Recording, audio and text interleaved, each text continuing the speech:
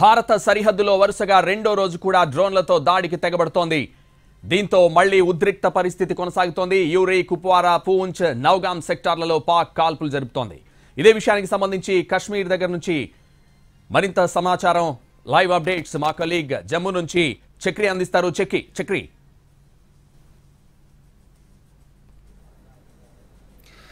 Yeah Santosh, thank you.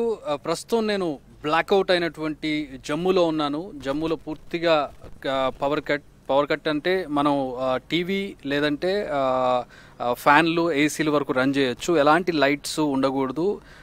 పూర్తిగా blackout అయినటువంటి జమ్మూని చూస్తున్నా. ఈవినింగ్ అంటే 6:30-7 వరకు కూడా ఎట్లాంటి ఇన్స్ట్రక్షన్స్ లేవు. బట్ 7 గంటల నుంచి పూర్తిగా లైట్స్ అన్ని కూడా ఆఫ్ చేయాలని స్ట్రిక్ట్ ఇన్స్ట్రక్షన్స్ వచ్చినాయి. ఈవెన్ మనం ఉన్నటువంటి హోటల్లో మనము, ఇంకొక మీడియా పర్సన్స్, ఇంకొక బ్యాచ్ ఇద్దరు తప్పితే ఎవరు లేరు. ఈ హోటల్ కూడా పూర్తిగా బ్లాక్అవుట్ చేశారు. మనం ఉన్నటువంటి రూమ్కి వచ్చి పోలీసులు వచ్చి లైట్స్ ఆఫ్ చేయమని చెప్పి లైట్స్ ఆఫ్ చేసి వెళ్ళిపోయినటువంటి పరిస్థితి. సో పూర్తిగా ఇప్పుడు మనం చూసినటువంటి జమ్మూ టౌన్ ఎంత పెద్దదో, జమ్మూ సిటీ ఎంత పెద్దదో మన అందరికీ తెలుసు. సో అంత పెద్ద సిటీ పూర్తిగా బ్లాక్అవుట్ అయిపోయినటువంటి దృశ్యాన్ని మనం చూస్తున్నాం. ఒక హైవే మీద మనకు కొన్ని లైట్స్ కనబడుతున్నాయి. ఇక్కడ లెట్ మీ షో యూ. మీకు ఒకసారి సంతోష్, మన కెమెరామెన్ విశ్వపాల్ని ఒకసారి మనం జూమ్ చేసినట్లయితే మన ఎయిర్ డిఫెన్స్ సిస్టమ్ మనకి కనబడుతుంది. లైట్స్ రూపంలో మనకి ఎయిర్ డిఫెన్స్ సిస్టమ్ కనపడుతుంది. అరౌండ్ జమ్మూ, మొత్తం జమ్మూ చుట్టూ, అంటే నేను ఈ హోటల్ టెర్రస్ మీద నిలబడ్డాను. ఇది ఆల్మోస్ట్ సిటీకి కొంచెం, అంటే మరీ బయట కాదు, మరీ లోపల కాదు, కొంచెం దగ్గరగా ఉంటుంది అవుట్స్కట్స్కి.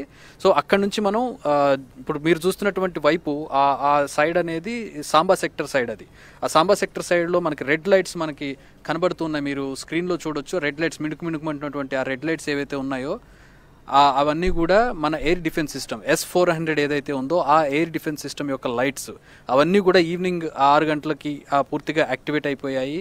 సైరన్ ఇచ్చారు అండ్ బ్లాక్అవుట్ ప్రకటించారు. సో ఆ ఎయిర్ డిఫెన్స్ సిస్టమ్ అంతా కూడా చాలా సమర్థవంతంగా పనిచేస్తుంది. నిన్న కూడా భారతదేశాన్ని, భారత సరిహద్దును, అక్కడ ఉన్నటువంటి ప్రజలను, జమ్మూని, ఇలాంటి నగరాలను కాపాడింది ఈ ఎయిర్ డిఫెన్స్ సిస్టమే. ప్రస్తుతం మనం చూస్తుంటే ఎయిర్ డిఫెన్స్ సిస్టమ్ ఒకసారి చుట్టూ ప్యాన్ చేయమని చెప్తాను నేను విశ్వపాల్కి.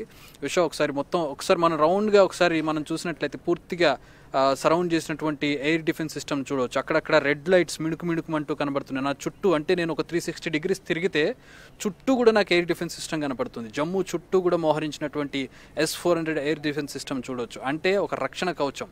మనం ఇజ్రాయెల్ గురించి చెప్పుకుంటాం, ఎయిర్ డోమ్, వాళ్ళ రక్షణ కవచం అనేది ఒకటి ఉంది, ఐరన్ డోమ్ అని అనుకుంటూ ఉంటాం మనం. అలాంటి ఐరన్ డోమ్ రూపంలో మనకి S-400 అనేది పూర్తి స్థాయిలో రక్షణ కల్పిస్తూ ఉంది.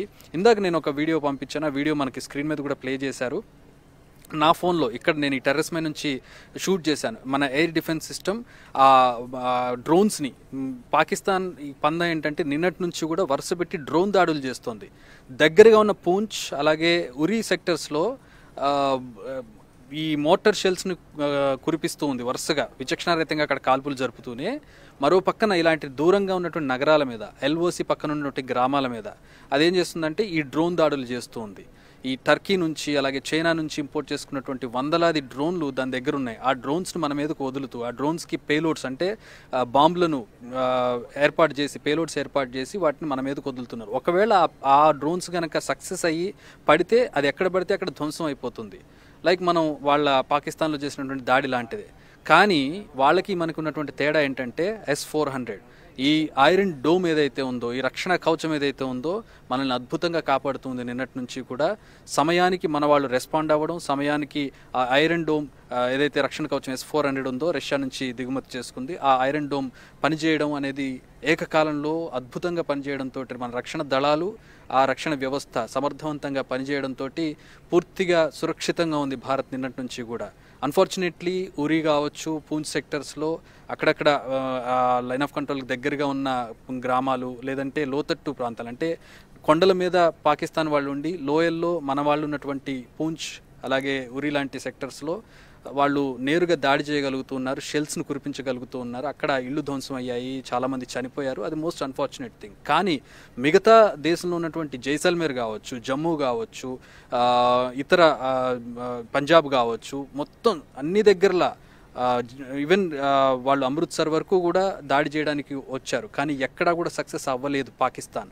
ఒకవేళ ఏ అమృత్సర్లోనో లేదంటే ఏ జమ్మూలోనో లేదా ఇంకొక ప్రాంతంలో ఒక నగరం మీద కనుక దాడి జరిగి సక్సెస్ అయి ఉంటే కనుక పాకిస్తాన్ మరింత విర్రవీగిపోయేది. కానీ పాకిస్తాన్కి ఎక్కడా అవకాశం ఇవ్వలేదు భారత డిఫెన్స్ సిస్టమ్.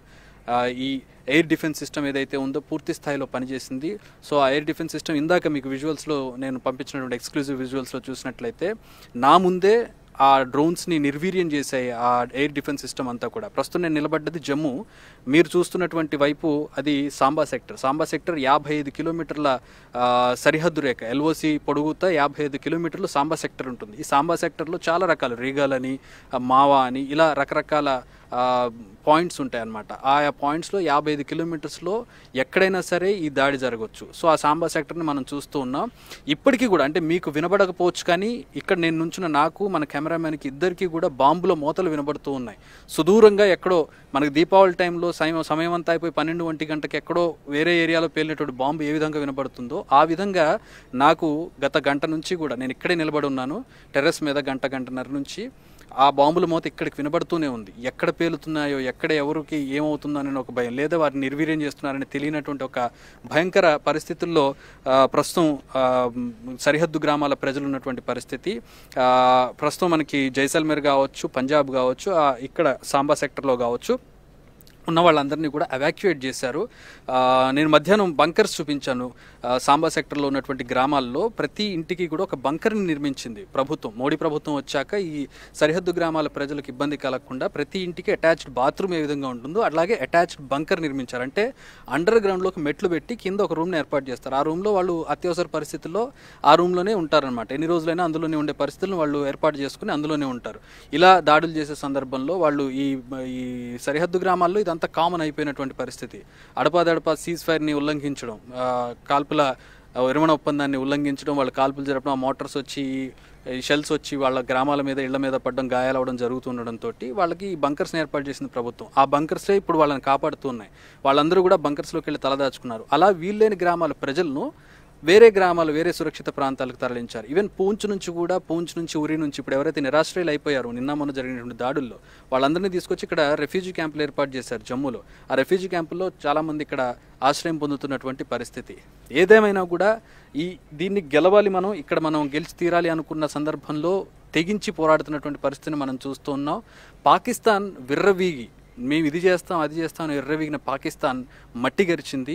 దాన్ని ఆ ఉక్రోషాన్ని తట్టుకోలేక కవ్వింపు చర్యలుగాను లేదంటే మేము కూడా ఏదో చేస్తున్నాం అని చెప్పుకోవడానికో ఈ రకంగా డ్రోన్స్ని మన మీదకు వదులుతుంది. ఎక్కడా కూడా ఆ డ్రోన్ సక్సెస్ అయిన దాఖలాలు అయితే ఎక్కడా కనపడడం లేదు. పూర్తిగా వాటిని నిర్వీర్యం చేసి తునాతునకలు చేసి మళ్ళీ వాటిని భూస్థాపితం చేస్తున్నటువంటి పరిస్థితిని మనం చూస్తూ ఉన్నాం.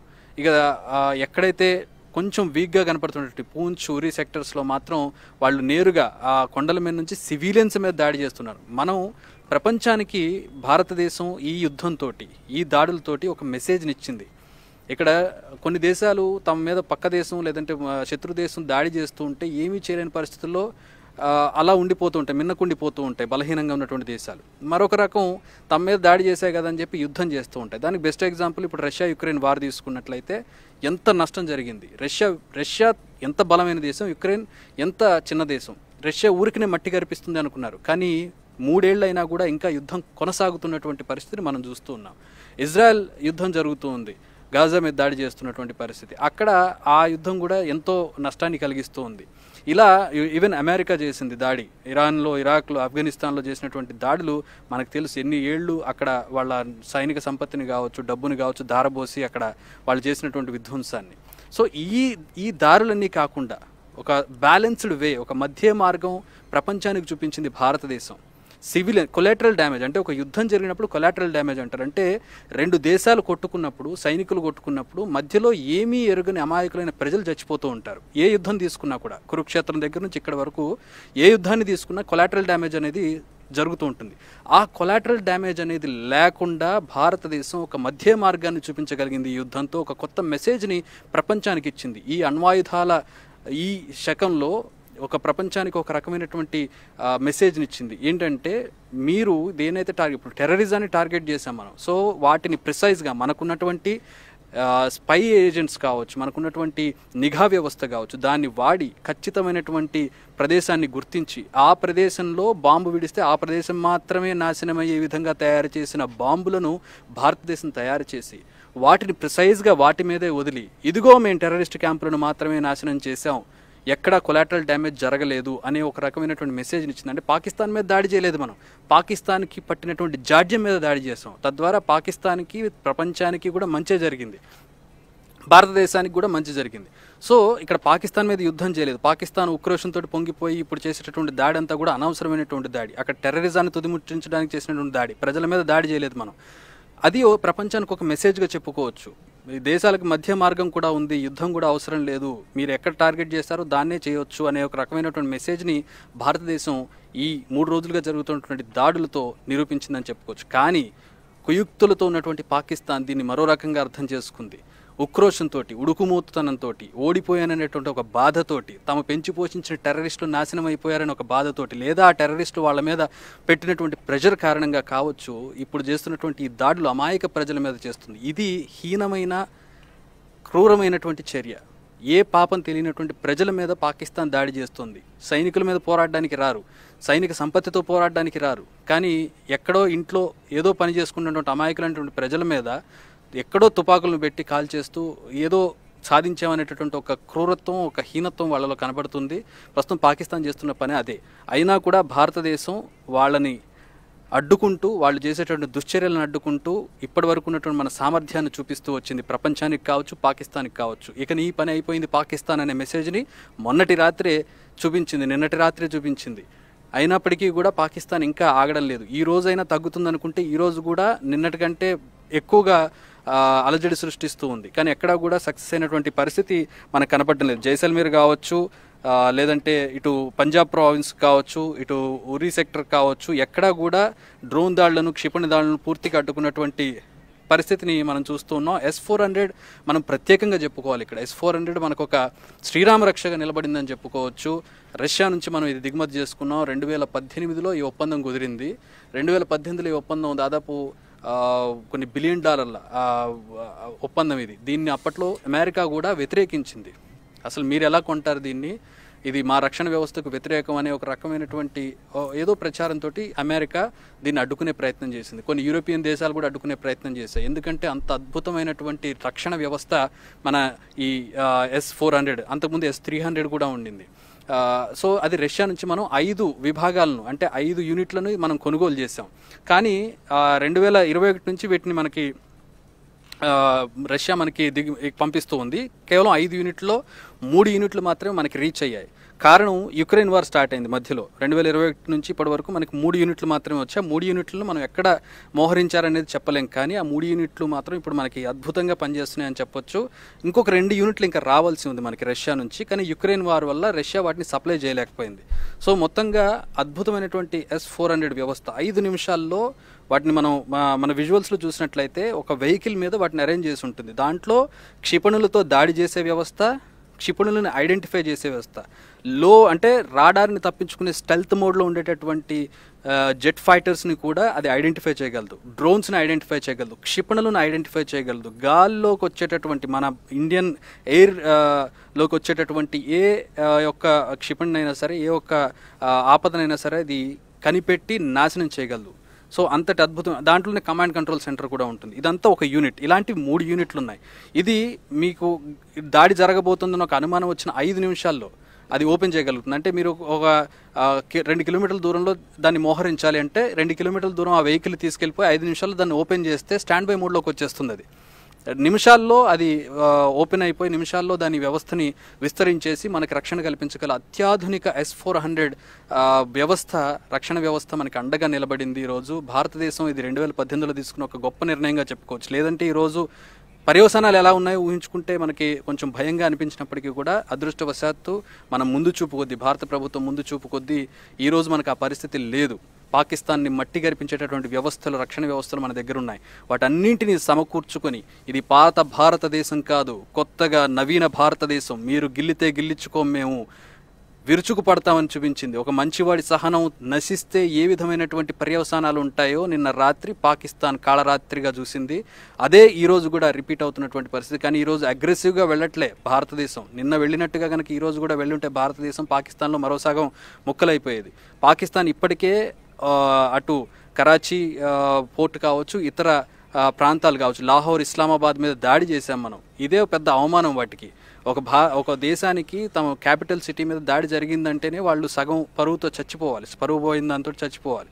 అలాంటిది ఒక పక్కన ఇలా మనం దాడి చేస్తుంటే మరో పక్కన క్వెట్టా నగరం, బెలూచ్ లిబరల్ ఫ్రంట్ వాళ్ళు బెలూచిస్తాన్ కోసం వాళ్ళు పోరాడుతూ ఉన్నారు. వాళ్ళు నిన్న క్వెట్టాలో పాకిస్తాన్ సేనలను తరిమి కొట్టి వాళ్ళు క్వెట్టాని స్వాధీనం చేసుకుని ఈ రోజు కూడా దాడులు కొనసాగాయి. బాంబు దాడుల దృశ్యాలను కూడా రిలీజ్ చేశారు ప్రపంచానికి వాళ్ళు. ఒక పక్కన భారతదేశం, ఒక పక్కన బెలూచిస్తాన్ వీరులు వాళ్ళంతా కూడా పోరాడుతూ పాకిస్తాన్ని ఇది చేస్తున్నారు. మరో పక్కన వస్తున్నటువంటి వార్త ఏంటంటే ఆఫ్ఘనిస్తాన్ తాలిబాన్లు కూడా ఆక్రమించుకోవడానికి సిద్ధంగా ఉన్నారని. ఈ విధంగా పాకిస్తాన్ 3 ముక్కలు అయిపోవడానికి సిద్ధంగా ఉన్నటువంటి పరిస్థితుల్లో ఇంకా ఉడుకుమోత్తనంతో మన మీద దాడి చేసే ప్రయత్నం చేస్తుంది. ఇదంతా కూడా మేఘపోతు గాంభీర్యం. ఈ పాకిస్తాన్ అరవగలదు కానీ కరవలేదు అనేది అందరికీ అర్థం.